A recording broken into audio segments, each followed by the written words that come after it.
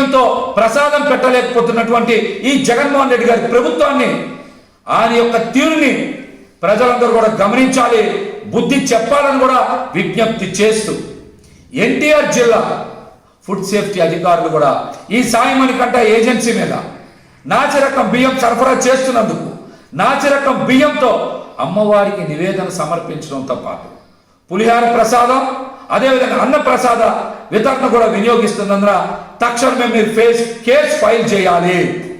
Sadar contractor మీద అన్నవరంలో ఈ నాసిరకం బియ్యం సరఫరా చేస్తున్నందుకు కేసు ఫైల్ చేశారు.